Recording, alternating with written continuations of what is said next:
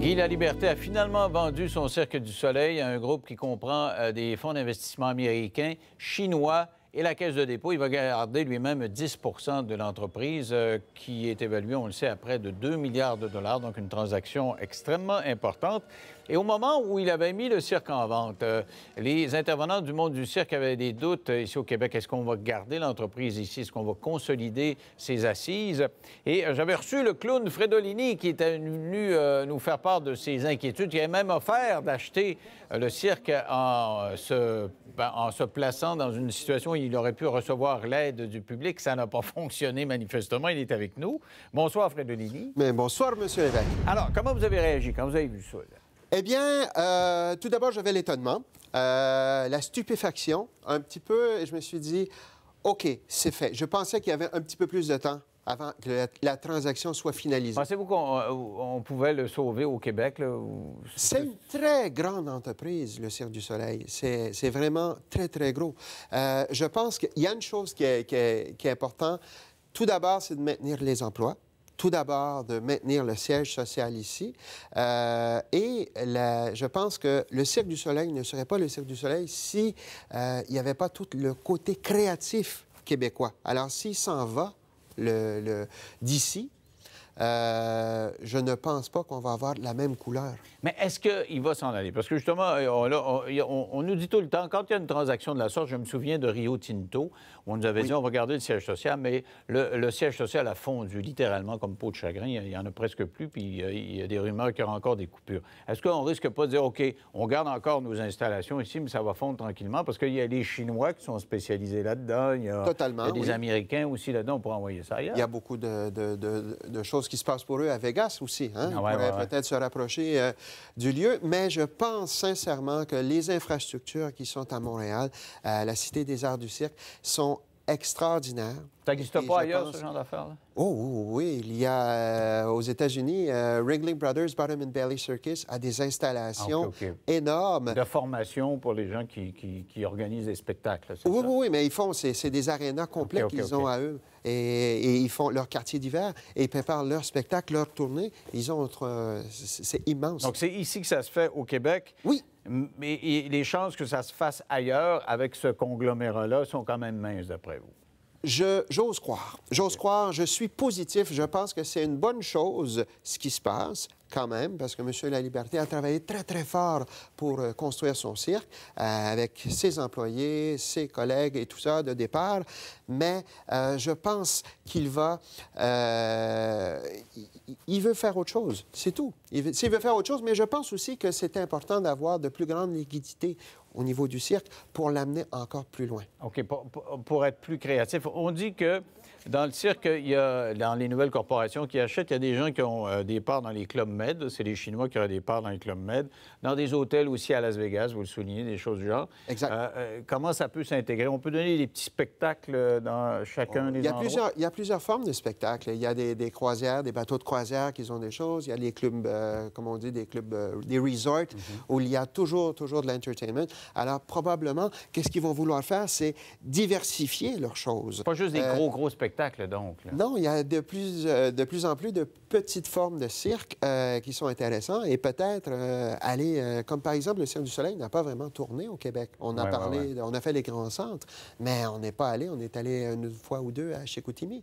Au début, il y a eu quelques villes, mais pourrait-on penser à ce qu'un spectacle visite l'ensemble du Québec en étant plus accessible au niveau de la logistique? Pour nous, c'est un nom magique, le Cirque du Soleil. Est-ce que c'est la même texture ailleurs dans le monde? Est-ce que quand on parle du Cirque du Soleil en Asie ou aux États-Unis, c'est aussi important que pour nous, là?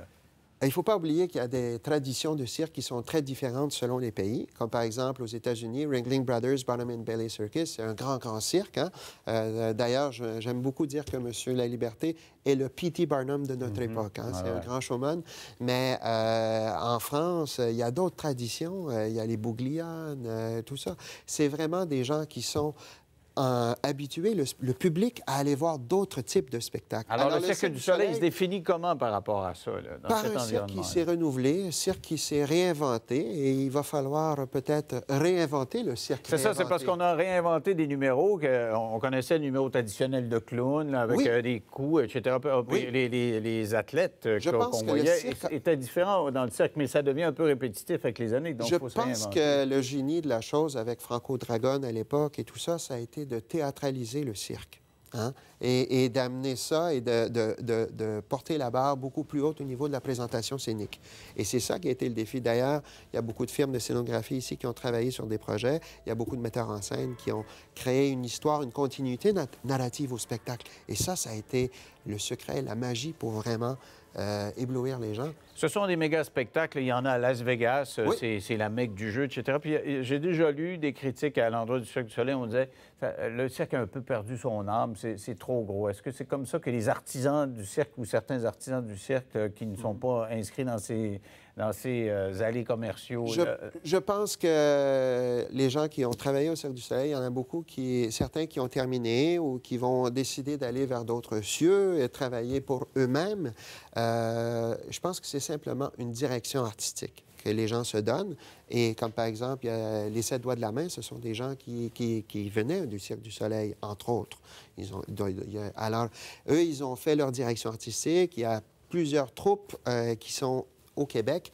Ce sont des gens qui ont travaillé au cirque. Alors, ça a fait des petits... Donc, ça fait boule de neige. Il y a eu une masse, importante, et là, ça a créé d'autres cirques à côté. Là. Exactement. Dites-moi, le 100 millions de la Caisse de dépôt, ça vaut la peine de mettre de l'argent là-dedans? Parce qu'on est quand même minoritaire. La Liberté garde 100 millions. Moi, j'évalue à 200. Est-ce qu'on a des chiffres qui ont sorti aujourd'hui? En fait, on ne le sait pas encore. On dit que c'est dans ces mesures-là. Mais peu importe, ils ne seront pas majoritaires. Est-ce que vraiment ça peut changer quelque chose? C'est une grande joie. Moi, je pense que d'avoir la Caisse de dépôt et de placement du Québec. Dans le fond, Pierre-Carl Pellado et François Legault ont été d'accord avec moi là-dessus d'avoir une participation de cet organisme-là. Mais c'est un peu si tous les Québécois devenaient propriétaires à une certaine mesure du Cirque du Soleil. Donc, c'est pas une assurance qui vont rester, mais c'est une espèce de garde-fou. C'est un garde-fou. Et M. Laliberté va avoir un 10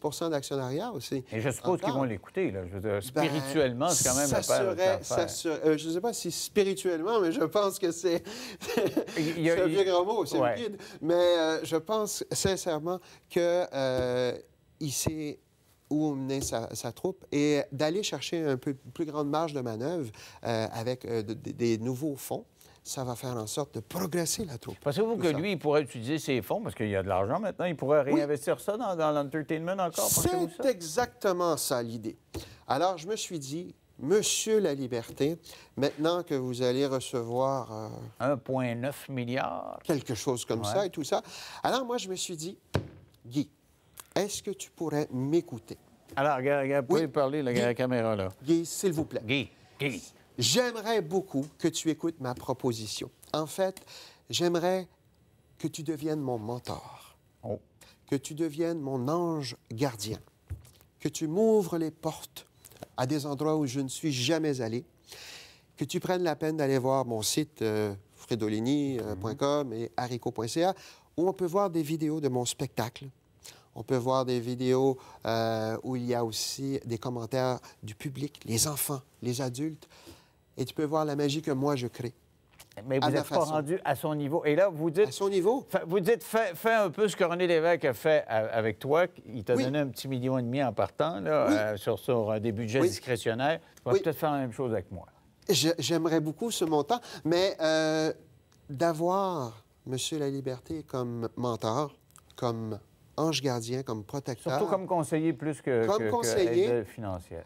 Financier, ça viendra avec parce qu'il va croire à mon projet. Je pense sincèrement que mon spectacle est haut en couleur, qu'il émerveille les petits et les grands. Et c'est un spectacle d'humour familial. Ça va chercher tous et chacun. Alors, merci beaucoup. Ça a été fort intéressant. Merci beaucoup. Ça, là, on parle d'un monde, puis c'est un acteur, un artisan de ce monde-là qui vient nous le commenter. Parlez-moi de ça. Restez là au retour.